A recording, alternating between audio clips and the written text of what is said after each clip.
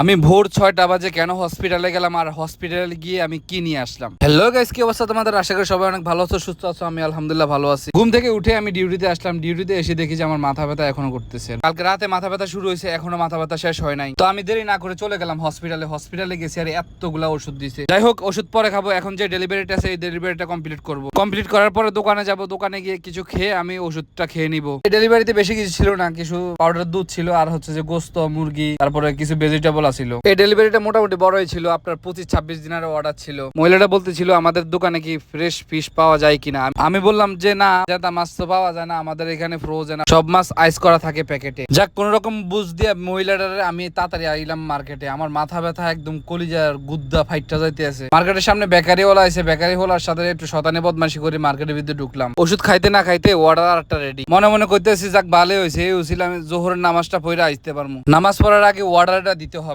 অর্ডারটা দিতে যাই যে একটা বাঁশ খাইলাম। কাস্টমারের বাসার সামনে গিয়ে দাঁড়ায় আছে অনেকক্ষণ ধরে, প্রায় আধা ঘন্টা, দরজা খোলে না। এদিক দিয়ে ঘেটির উপরে তেল কন্টেনারটা পড়ে আছে। তারপরে মার্কেটের মধ্যে ফোন দিলাম, মার্কেট থেকে মহিলারে ফোন দিছে, মহিলা পরে দরজা খুলে দিছে। যাই হোক, ঝামেলা সব শেষ হয়েছে আলহামদুলিল্লাহ। এখন মসজিদে চলে আসছি, নামাজ পড়বো। নামাজের পরে আপনাদের সাথে দেখা করবো। যদি ভিডিওটা ভালো লাগে তাহলে অবশ্যই কমেন্টে জানাবেন।